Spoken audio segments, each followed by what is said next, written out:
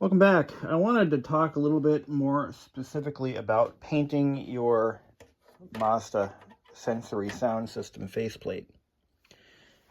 And right here I've got two of them that I've done. And this is, at this point, we have we've cleaned the faceplates thoroughly with degreasers and soap. And we have, what we've also done is we've applied several coats of a silver, it's actually a simulated chrome finish, which really isn't simulated chrome, but it just so happens to be very close to the factory finish that we would have found when these were new. And then once that cured, we applied some fresh decals. And we're going to now apply the special clear coat that these require. If you're not going to clear coat these properly, don't bother doing decals because you're wasting your time. Not to be blunt, but that's really how it is. We also went ahead and we glued the buttons, all the control knobs and buttons and such, to this board. We used hot glue and we applied our paint. And with these, we're also going to clear coat the knobs as well. So what I want to do now is I want to try clear coating them. I wanted to give the paint about almost a week to cure, and that is required. If you don't do that, the clear coat will react, and you won't get the effect you're looking for. It's just going to get all ruined.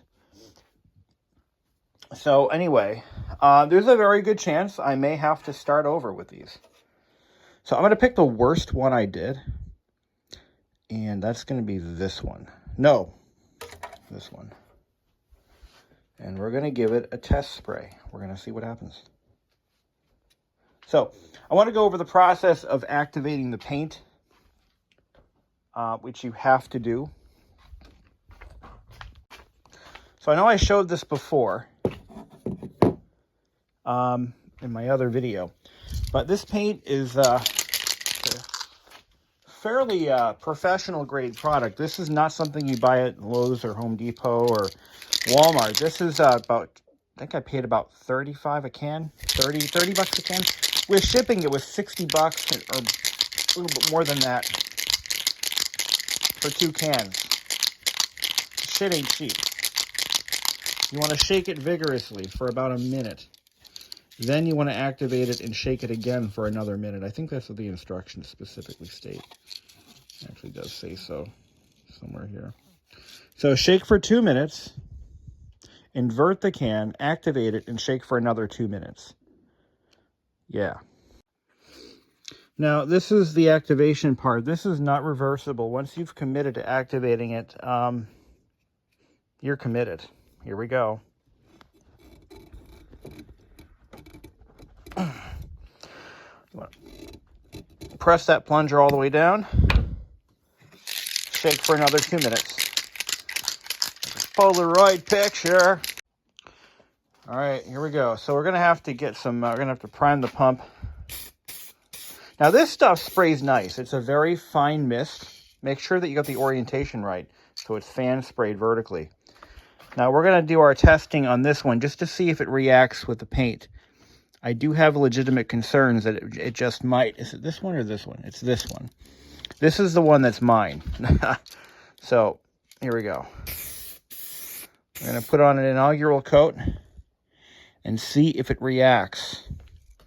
If the paint starts to bubble, stop. It's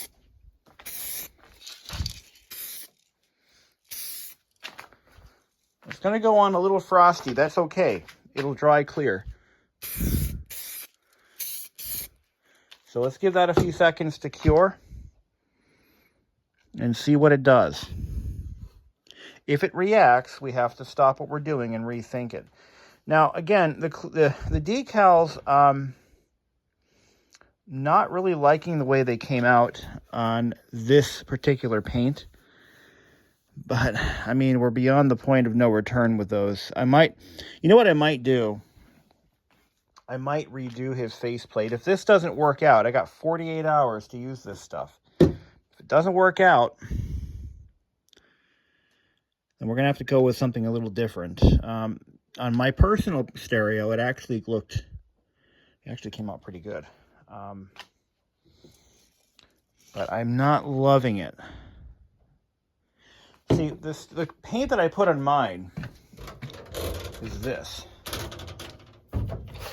Universal titanium silver. No. It was satin nickel. And the satin nickel, it really hides the decal material pretty nicely. Now, let's give it another shot.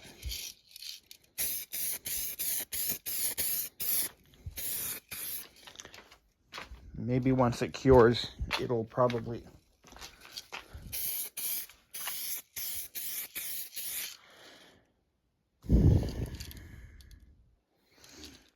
Yeah, it's reacting a little bit differently. I'm not happy with this.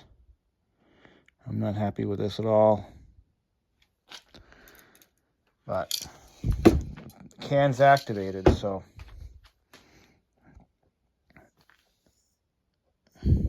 Yeah, I don't know.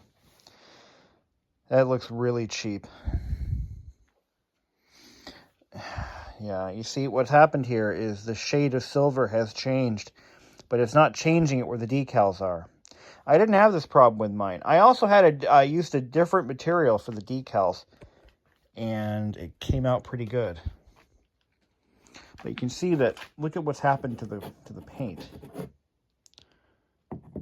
It's completely changed in hue and everything else. So we may have to rethink this one. I don't know. Not happy.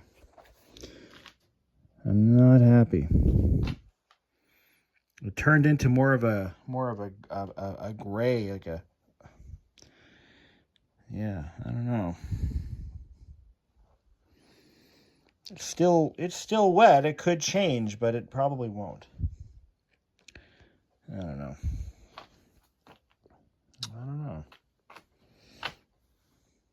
Yeah, it's still wet. Yeah. I mean, it's a damn good finish. I mean, I'll give it that. But what's happening is you can see the freaking decals. That shouldn't look like that. That looks like they're stickers. All right, I might have to do something a little different on this one. What I'm going to have to probably do is refinish his radio in a entirely different paint.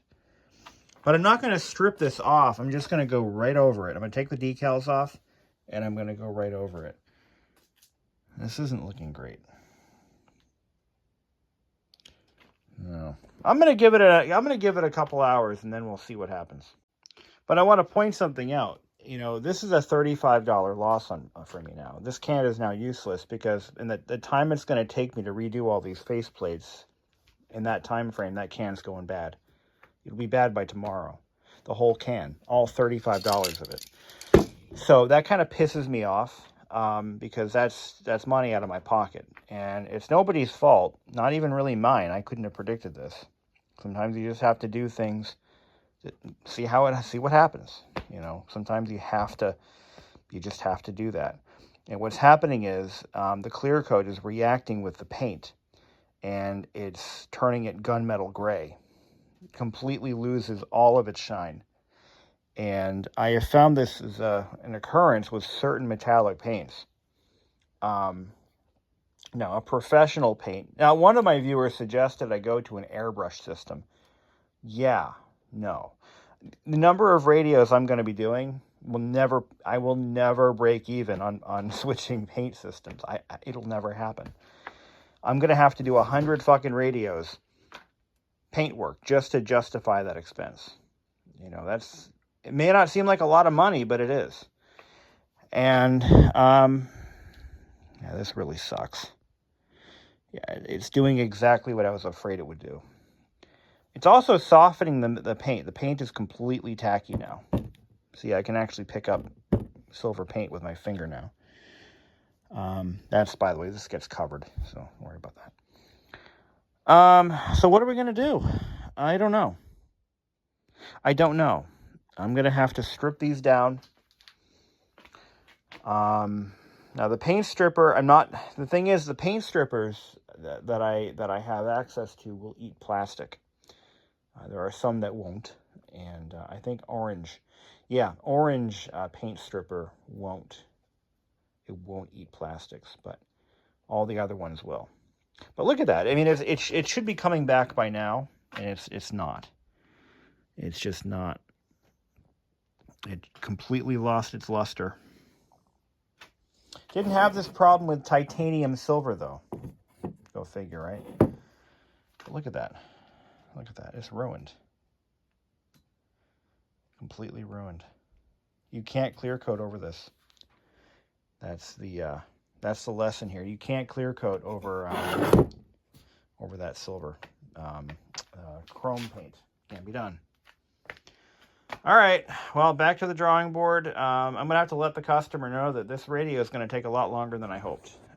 It's the refinishing is just throwing me off course. And it's not just that. It's these. Now I got to redo these. I got to redo the decals. I got to redo all of it. So I'm not a happy camper right now. Whatever. We'll get through this. I wanted to show something too. So this one I did not strip down to bare plastic. This one I left with the previous chrome finish on it. In fact, all of these. This one, I did not leave the original of the previous paint. I stripped this one down as best I could. And you'll notice that the difference in color is pretty obvious. The difference in finish is very real. Very, very real. It'll be interesting to see how these come out. It's just too bad that we had to sacrifice an entire can of paint and about about a week and a half worth of curing time to figure this shit out. But this is so frustrating, I'm telling you. This is so frustrating. I like how it looks though with this with the underlayment. I think that's how I'm going to do these. This is too dark. This is way too dark. I can't let that pass. That's going to have to be scrapped. I love the color though. But when you're painting with whatever shade of whatever color you're using, depending on what is under that paint, that will actually set off the final color. It will change it. So if you've got for example, let's say you've got a red paint, and holy crap, it's a shade too dark. What you can do is you can paint it white first, and then paint over that with red, and that will brighten it up. I think that's pretty common knowledge in the painting business, but it's something that people like me have to learn, by doing. But look at how different these two panels are. This has a simulated chrome finish. This one does not. And you can see how different those two pieces look. I like this. I think that looks classy. But the customer is going to want something closer to this. I don't remember what I did on my own stereo. I think I actually stripped it down like this one, but it does look a little bit lighter. Let's go take a look at it. It's going to be hard to gauge in this dark garage, but I think it has more of a bright finish to it. Yeah, so I think this actually has that simulated chrome finish on it. But you see how the decals aren't obvious? One thing I noticed is the decal stock that I bought for this radio was from a different batch. And I think it was a thinner material. Starting to wonder about that. I think it might have been a slightly thinner decal material. I really think so. But we'll see what happens. We're going to let it cure for about a week. And we're going to apply our decals. Then we're going to let it cure for another week. So you want the paint, before you start applying decals, you want that paint to fully shrink. So, yeah, you want it to fully shrink, because if you start applying decals, there's a chance that the paint could begin to shrink under the decals and you might lose your bond. That's a very real thing. So, the frustrations of the home hobbyist. The paint that I used on these right here, these end caps, is the same paint that I used on those stereo faceplates. Are the same paint, and these got just a rattle can standard clear coat. And you can see that the paint actually shrank. Fun fact. I'm going to go ahead and take care of this before I accidentally use it again. We will never use this stuff again. Here's what I think is happening. Whatever makes this paint shiny, if you top coat it, the shininess just goes away. You can't top coat it. I've tried, now that's actually the second or third time I've tried clear coating that stuff in various projects. And each time I do, it just turns into gray. Whereas the Rust-Oleum Universal, this is good stuff. I'm telling you, this is a good product. I have used it for many things, and I'm finding that top coated, it actually retains its metal flake. So what happens is, without that metal flake reflecting the light back, it just turns into a different color. And that's why we don't use Rust-Oleum or Duplicolor simulated chrome. It just doesn't work. It makes the project look like shit. It just cost me $35 in supplies.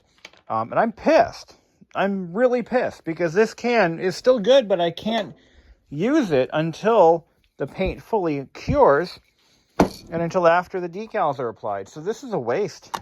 The full can. Right in the trash it goes. Or whatever I'm supposed to do with it. You know, just pisses me off. So, if you send me a Mazda Sensory sound system, you won't be getting it back in the factory finish. I am sorry, I can't do it. I just don't have the materials or the supply. I don't have it. I just can't do it.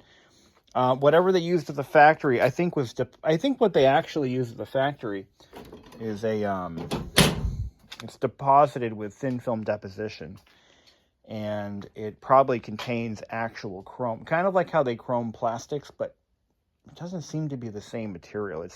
It doesn't have that what's the term? That metallized finish underneath. It's a painted on paint. Painted on paint. It's a spray. It's a paint that was applied with a high metallic shine with a special clear coat. I don't have that. But I will tell you that the satin nickel looks damn good. It really does. And when you put the decals on, you don't lose. It doesn't look like a different color when you clear it. So, anyway, we'll revisit this. See what's going to happen. Right now everything is drying. I've got yeah, they're looking good. They're looking real good. So we'll let those cure for about a week. Oreo, get out. No, I don't want cat hair flighting around in here. Come on, let's go. Come on, come on. Ay, ay, ay, the joys of cats.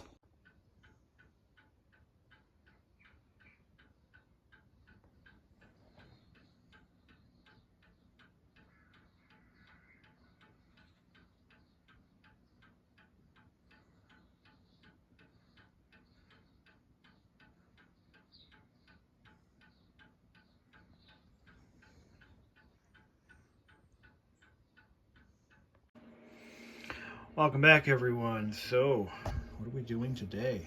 Well, hopefully, we'll be recapping this stereo. Let's just see what we got in the mail today. These could be cocaine. They could be, well, we don't know what they are. They could be capacitors, and that's kind of what I hope they are. I don't even know if this is all of them. What do we got? All right. These are 1016s. Okay. Here's our board. Yep. So that should take care of the bad ones. They look like they're the right size. All right. Now what do we got here? These look like more 1016s. Okay. How many freaking 1016s did I order? Oh, you know what? I bet you that's what these all are. Yeah, I trolled myself. The other ones will come shortly. More 1016s. Okay, so that's all these are. Well, that's okay because that's all we're replacing, I believe. So let's do it. Heat up the iron. Now, what do I do before I replace any capacitors? I mark them with a good marker. This is not a good marker. This is a bad marker. Let's get a good marker. Ah, yeah, baby. So we're going to just do these. And we'll be on our way to enlightenment. Oh, and I've got the big one too. I think that was in my parts bin. We had one of those big mofos. And is this it? Oh, there it is. Alright, so we got that. Oh boy. I'm gonna move my soldering iron out this way. There we go. Got to get some solder, some soldering braid.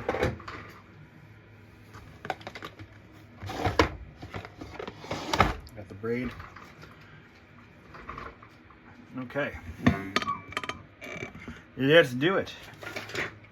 Now, the goal here is to resolve. Let me go on the other side of the board. I want to mark off where the where those terminations are. Looks like it's going to be these here, and over here it's going to be these two. And we're going to mark off on this side here. Yep, we got those two there for that big one. And you got these right there for that one. Over here we've got these two here. Let's go to town. Right? Okay. Love this Hacko soldering station. Best purchase I've ever made. I've used this so far with or for all of the radio stuff, and it's just a dream of an iron to use. It really is. Good heat regulation. It's got plenty of wattage, so when on my old one, as soon as it touched something metal, it would lose all of its heat, like in seconds. It just didn't have the wattage or the oomph to get the job done. It sucked.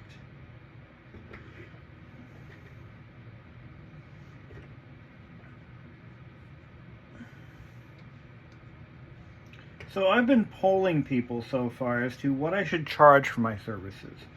So there's a point where the market value for what you do butts up against what it actually costs you in time, labor, materials. And I'm trying to find that balance. You know, I'm trying to find that just the right balance of, okay, people are willing to pay this, and I'm willing to accept this.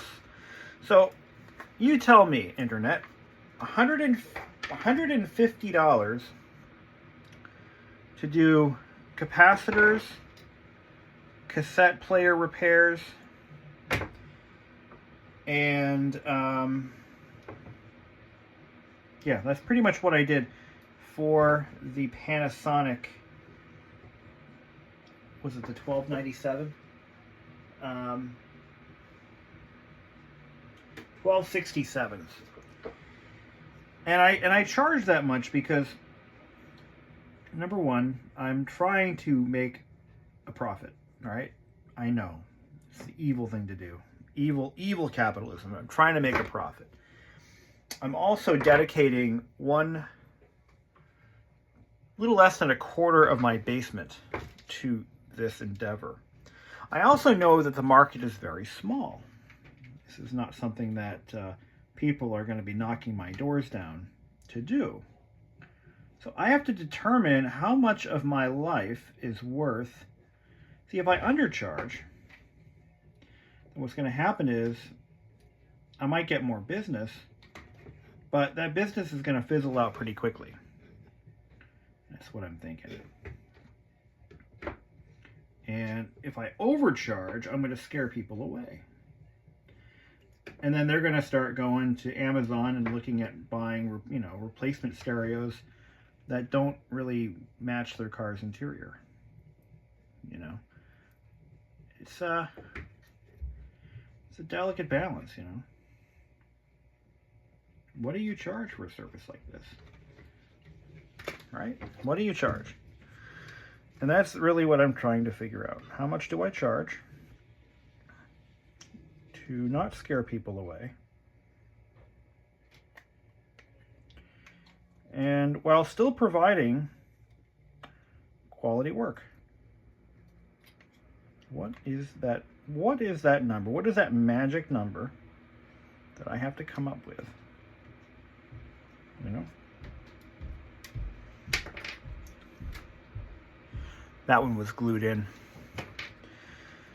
Okay. Now we can clean up those holes. I mean, really, anyone can do this. If you just do what I'm doing, and I'm not good at explaining things. I've noticed that about myself. You know, when it comes to explaining things on camera, I'm not good at it. And I get a lot of bad feedback for it. Like, I either say too much or I don't say enough. You know, whatever. You know, I'm just filming myself doing what I like, you know. I didn't realize I was a national resource. Or not, I'm sorry, I didn't realize I was did I get Nichicons, or are these fake Nichicons? These are off-brand. They're not, they're neither Nichicons nor otherwise. So they are off-brand, my friends. Now, I'm pretty sure that capacitor came out with negative side facing towards the wall, so let's put that in there like that. There we go. Look at that. There's one down. Now we just gotta do the others. So we're gonna do the big one. Now what's nice about this one is when you remove the big capacitor, it gives us additional room to get to the one behind it, which is the one that we really need to do. While we've got these out, I'm going to show you how to tell if they're actually leaking or not. Because a lot of times, like, they'll leak, but it won't be obvious until you remove it. So I'm going to get all that solder out of there. Do a nice clean job. Sometimes it's really hard to do a clean job with these. I've been thinking about investing in a solder sucker, like a real one, like an actual Hakko solder removal tool. It just, the cost is so high. I mean, will I ever break even on it? You know, that's my biggest concern. Will I do enough work? That's the thing. When you've got a niche, like a niche business like this, you've got to really be careful, because you could put yourself out of work very quickly if you undercharge, if you do bad work. That's a big one. You know, you want a good reputation. Like Louis Rossman, you know, that guy's incredible. He knows what he's doing, and he's developed a market. Not developed, but he pretty much has. He's the only game in town when it comes to MacBook repair. At least the only legitimate one. Actually, no.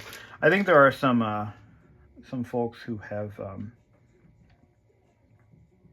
followed the Lewis Rossman methodology, kind of like Bob Ross. You know, there's folks who, you know, they out-Bob Ross. You know, they've copied his technique, and but really there's only one Bob Ross, and there's only one Lewis Rossman. So, okay, so there's those. Now we got the, oh, you know what? That's right. We don't want to put this one in yet. We want to do this one later because we want to get to this capacitor right there. I tell you though, I mean, everyone's got their thing, and I'm slowly getting into electronics, and I'm starting with car radios. And why car radios? Well, they're very simple. They're very simple, and a lot of times they have pattern failures that are common throughout a product line. And I found that for the Pioneer stereos that they used in the Miatas for the first gen, which is what we're doing, you know, they all seem to have the same problems. The cassette deck belts will melt away. The CD lens, I'm sorry, the CD laser assembly will wear out and eventually fail. And these power supply capacitors seem to be a problem. That's just what they do. I'm sorry if you guys can hear music in the background. I'm going to have to figure out a way to mute that out. My girlfriend's doing some plant stuff down here in the basement, and she's got her music going. All right, let's take a look at these caps that I just removed. So I'm looking at the bottoms, right where the legs come out, and what I'm looking for is any signs of corrosion or anything that might be leaking out, and I'm seeing it definitely on this one. It could be flux. Could be flux. Let's take a look at this one. Nope. Brand new ones, they're nice shiny metal down inside the capacitor body, and that's kind of what you're looking at. I'm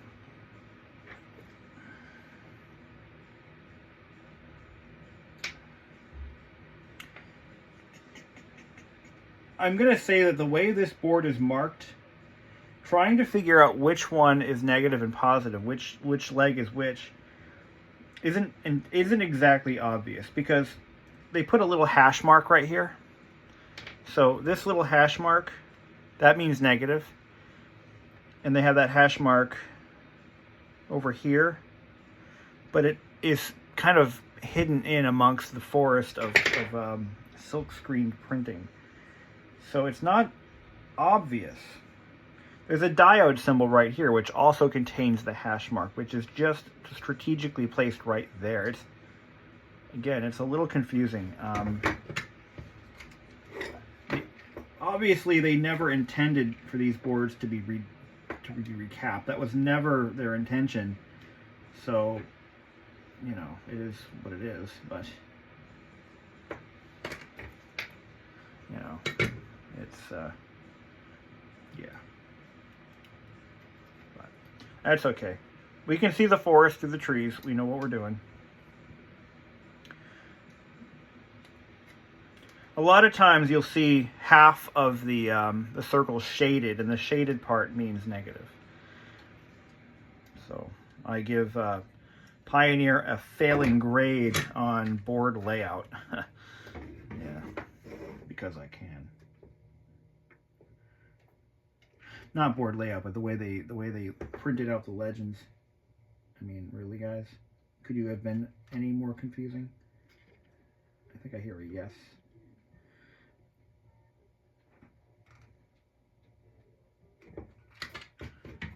Okay. Let's see if we got enough of it. There we go. Now, I'm doing this at 600 degrees Fahrenheit. That's a little high. Even I'll admit that's a little bit excessive. Yeah, I could probably be doing this at a lower temperature, but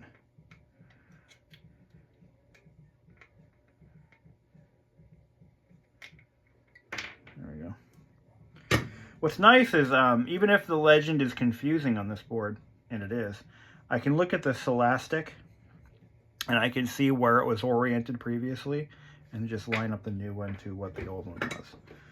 So, and I've been told that the Scholastic is actually there. One of my viewers told me this. I wasn't sure exactly why they used it. It's there for assembly, really, and that's all. Just to make assembly easier at the factory.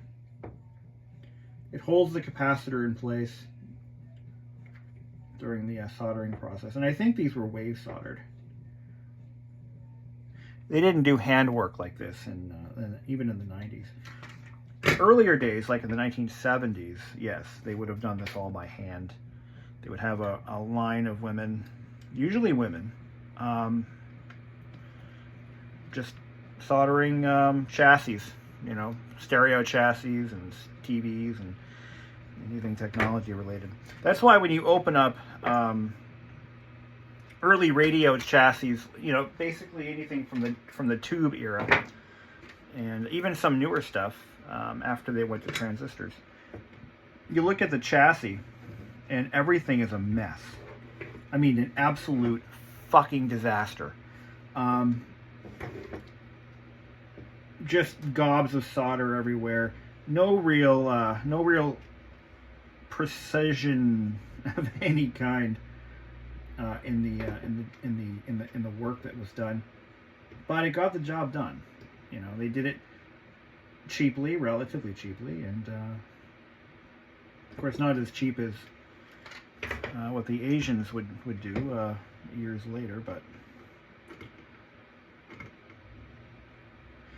you know, God bless folks like Bob Anderson, who has made a name for himself in the Philco Predicta space. He's now like the only game in town when it comes to getting your Philco Predicta television set restored. And I actually kind of want to get one of those. The Philco Predicta is one of the most iconic televisions ever made. I think they're in the Smithsonian. There's at least one in there. Museum of Modern Art might even have one. I don't know, but because I know that some museums actually do have some industrial design in their collections. Examples of iconic industrial design. So we got a situation here where the hole is plugged and I can't seem to get the solder to suck out of it. So I'm going to put a little more solder in there. Sometimes that works. What that does is it helps to transfer the heat between the new and the old solder. You take your soldering braid and then you stick it in and it sucks it out through capillary action. Sometimes it works, sometimes it don't.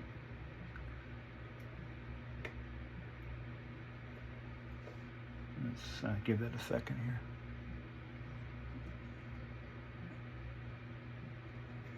Yeah, that didn't work.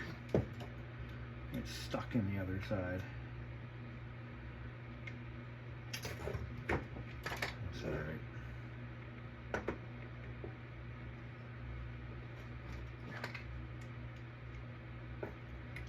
Let's try that. With the flat side, I love this tip. It's a chisel tip. And you just put the flat side where you really want the heat transferred and let it do its thing. Let's put a little dab of little dab will do you there. Flux. And we take our tip and we just kind of let it do its thing. There we go. We got it. Okay, that was our last one. Just need one more. There it is. And if I'm not mistaken, the negative side is over here. I'm going to just take a look here. I'm going to scrape away some of this Scholastic. And we're going to see what's under it. Yep, there's our negative. Just want to confirm. Now you could always just do a resistance check between that, what you suspect is the negative, and then do that to ground. resistance for that, from that point to ground should be 0 or very, very low.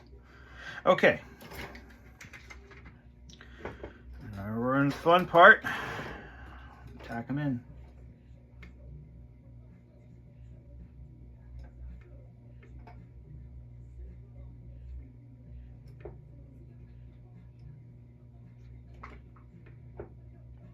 But yeah, as for what to charge, I mean, that's difficult because, again, I have to find that balance where I can make this a sustainable, relatively sustainable and desirable enterprise while making a profit.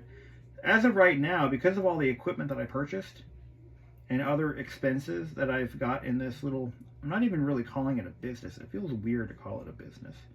But everything I've invested so far, I've lost a lot of money.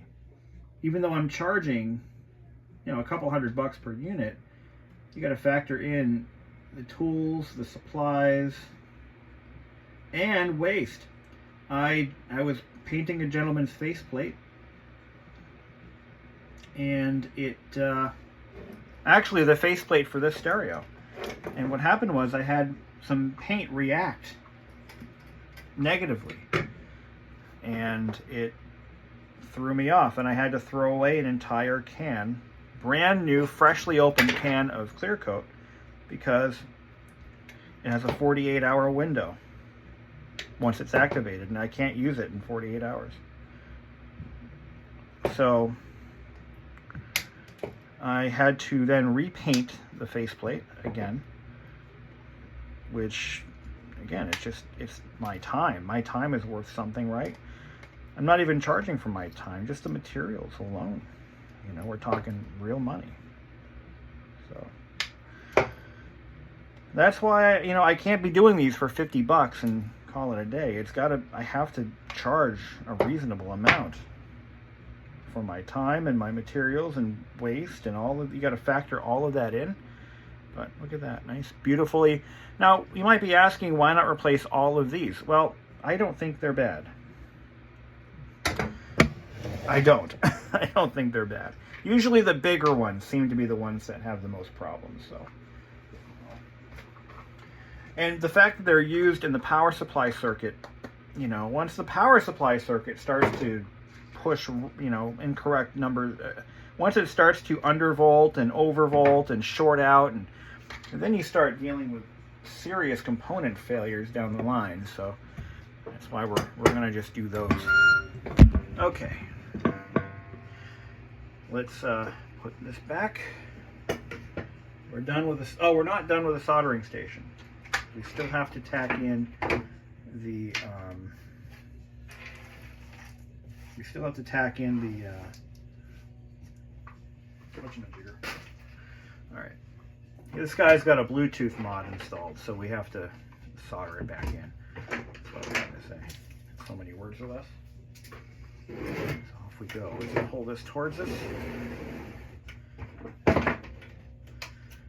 Alright, now this board mounts right here. Get this all out of the way. Make sure that this, now there's a little device here. This locks the front of the board in position, and that has to be returned. That has to, sometimes that falls out during disassembly, so we want to make sure it goes back where it came from.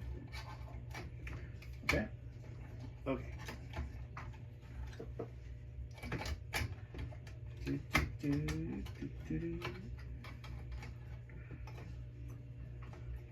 Oh yeah, I got my I got a wire stuck in my way.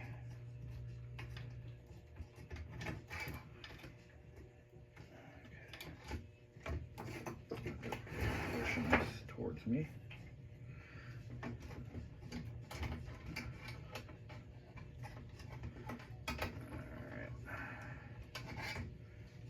Is there a better place for that to go? Can I stuff it somewhere?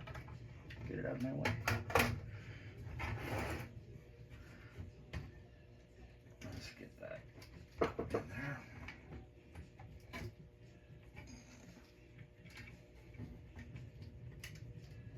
Okay.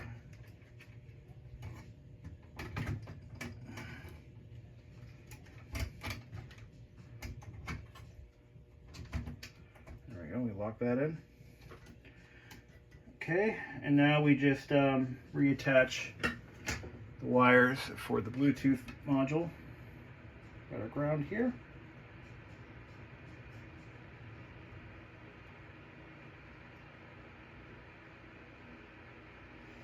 Okay, and we got the other one goes to SWB. I'm gonna need my pincers. These guys here.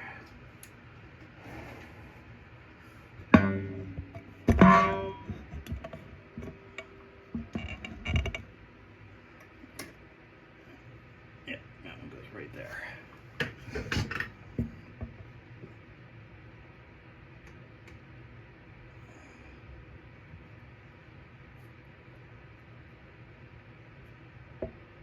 Okay. And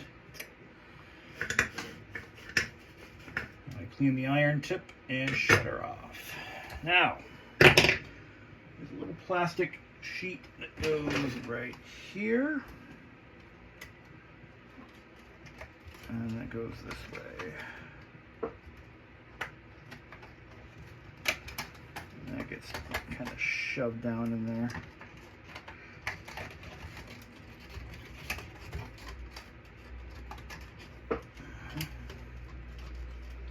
Alright, just like that. Just like that. And this guy goes here. Actually, no, I think we want to do this one first. This gets tucked down into this little clip. And it goes there. This guy goes here. Perfect. It's all connected. Before we forget, we want to make sure that we put in all the screws for the board.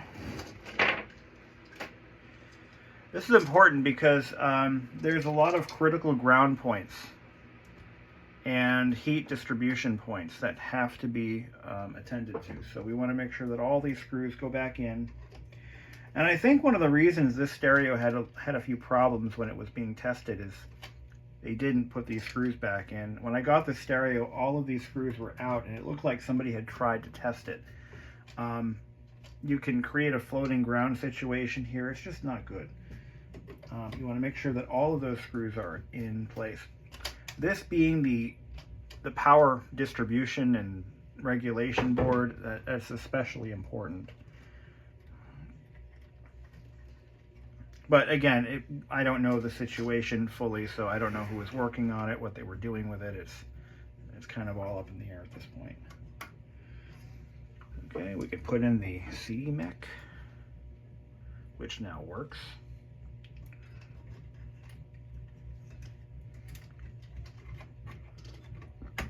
So let's do that.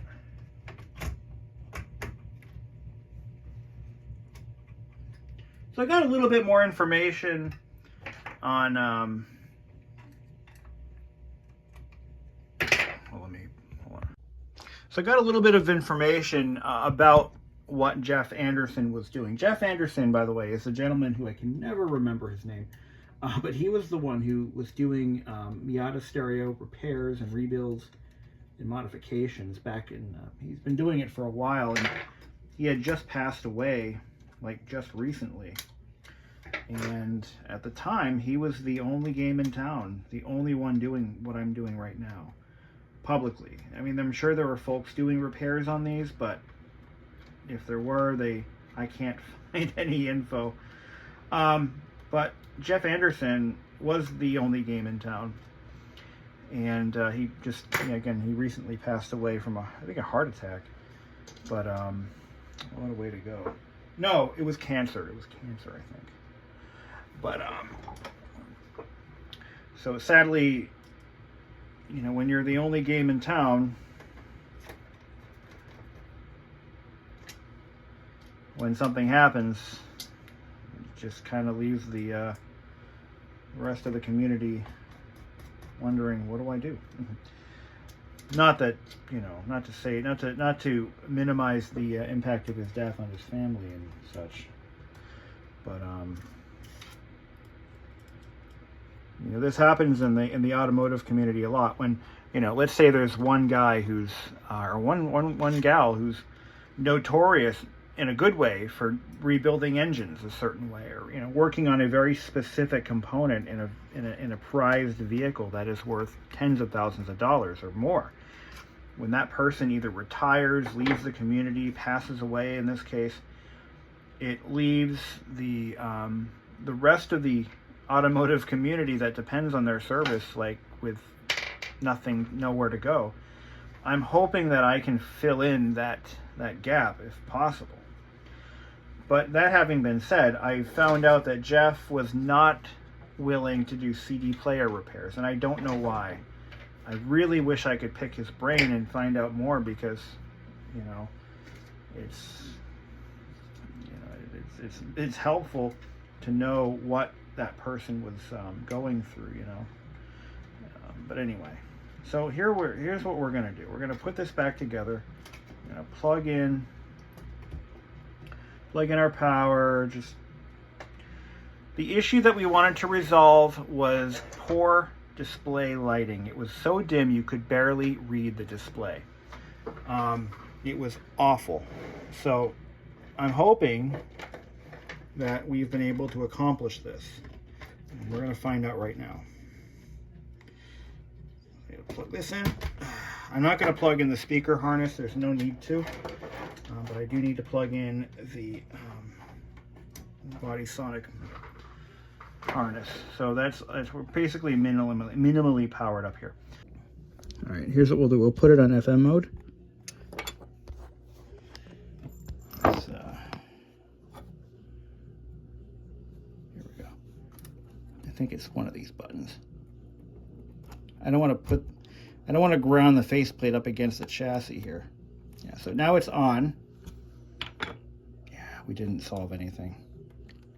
I was afraid of that. Yeah, that's very dim. And the body sonic isn't even coming on. Maybe because we have no speaker connections. Hold on. I don't know what to do. That didn't fix it. I mean, those power supply caps did need to be replaced, but like I said, it's all plugged in correct. Okay, so the plot thickens. So we did not fix the lighting issue yet, but here's what I found. I looked at the schematic, which is once you look at it carefully, it's pretty easy to follow. So the LCD lighting is controlled, or is powered, by this transistor right here. This transistor gets power from from accessory. When accessory is turned on, this powers up, and then it receives a power on signal from somewhere else in the board. I haven't figured that out yet. So it's getting the power signal. It's getting power, but it's not pushing full power over to the lighting circuit. So what we're going to do is I am ordering this transistor. We're going to order a transistor to replace this. I'm also ordering the 1 microfarad 50 volt capacitors that are going from that transistor over. Actually, yeah, we're going to replace the 50 volt 1 microfarad capacitors. There's one here, one here, one here, one. We can just do them all. And I just ordered all of them. I think I've already done these to mine. I'm not 100% positive, but I believe I replaced these on mine. I know I did the bigger ones, but I don't think I did these. We'll see. We're going to replace these, the 1 microfarad 50 volts. And once we do, we'll further narrow the issue down. I don't have the equipment to test the capacitors. I have an ESR meter, but it's not going to, I have yet to actually detect a bad capacitor, even though I know they're bad. So it's possible that this transistor could be failing too. There is a component tester that I could have. I have to buy it, that would test this transistor, but it's easier and just much faster to just replace it. It's not that big a deal. It's easy access. Just pop it out, pop in a new one. Just C3421. I should be able to find that. And just like that, I've ordered not only the capacitors, but I've ordered 2 transistors. So that C3421 is not used anywhere else in the unit, as far as I can tell. But we're gonna shoot for that. I've seen Darlington transistors go out like this, where they only produce a small, or they only pass along a small amount of the current they're supposed to get. Now, the way to test this, I believe, would be you would have to have this thing mounted in situ, which I can't do because it has to be plugged into the board, and there's really... Maybe I could do it. Maybe I could. Whatever, we'll just go ahead and proceed as we planned. I got to get better at diagnostics. And you know, one of the things that I want to point this out. I'm not making any money on this radio at this point. I am now losing money on this guy. So I want to point out a few things. I'm still making a profit on this, and I'm not raising my... Every time I find another bad component or I suspect one, I'm not passing that on to the customer, because he's already been quoted, and I told him that's what it was going to cost, and I'm not going to waver from that. But a couple of things happened. Number one, I learned something new, and when the next one comes in, I'll know where to go. Secondly, I'm not just buying 1 transistor. I'm buying 2 transistors. Ideally, I'd buy more than that, but I'm buying these parts in quantity, so I'm building up my parts inventory. It's all very strategic. I have another board like this that is a known good board. It's similar, but not the same, and it doesn't produce the same results. Let me show you something. So I have another one that, at least I think it was a good, I thought it was a good pull. It came from the Mazda MPV minivan stereo that I had for parts. Now watch this. All right, so I've got this board here.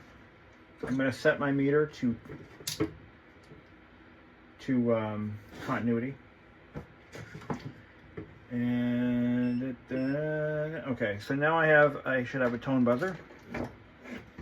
Pin 5, that's the LCD illumination to here. So it tones out to this leg right here. On my other board, pin 5 LCD does not tone out to that leg. Why is that? I don't know. I really don't know. But it doesn't. So the capacitor that's involved in that circuit is way in the back here. Let me pull it forward. C234. Now, C234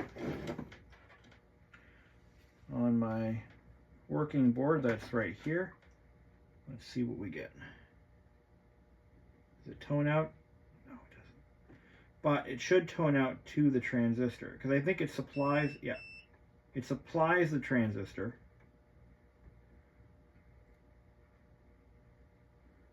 Why is it not beeping anymore?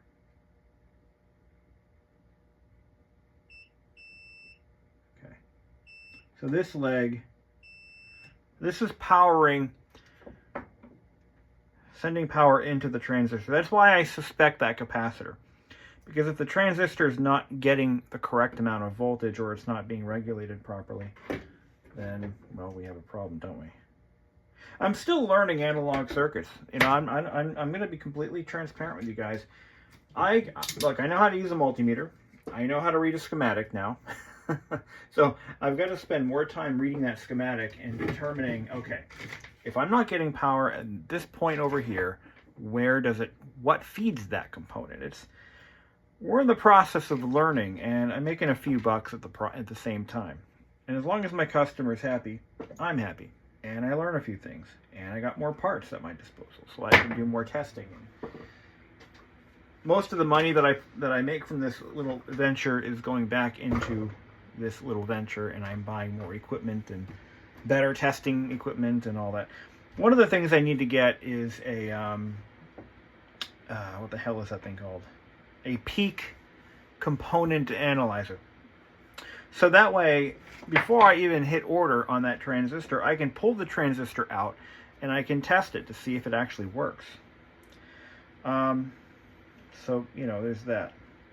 But all of these discrete components, or passive components, all of these can be ordered. It's just a miracle of the internet. Any capacitor I need, if I need to replace this choke right here, I can do that too. I'm pretty sure I could find that choke if I knew what the value was on it. Even most of these connectors are standard off-the-shelf parts. It's amazing. But transistors do go bad. It happens.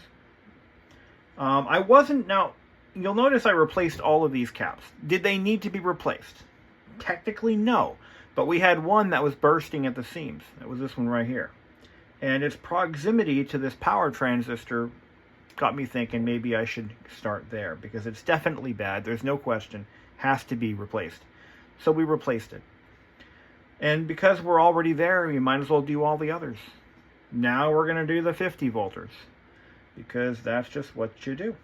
When you get this far into it, I got 1, 2, 3, 4, 5. Oh, that's a 35 volt 4.7. This one, the one that we're replacing, is definitely a 50 volt though. The schematic even tells me what it is. It tells me exactly what it should be. To get to that one, we have to actually bend the shielding. We gotta bend it upward.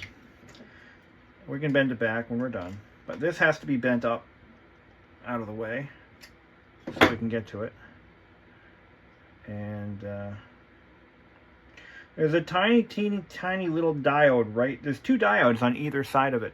I looked at the schematic and there's a lot of diodes there, so for whatever reason they didn't want voltage feeding back into it. I'm not sure why. But anyway, I'm no engineer. But the more of this stuff I work on, the more I learn, the more I get to learn about troubleshooting and diagnosing and reading schematics. That's the big one. That's number one. You're gonna do work like this. You gotta learn how to read schematics if you can even get them. And I have the schematics. Thank God. That makes my life so much easier. But anyways, live and learn. And if it costs you a few bucks in the process, at least you learned something. All right.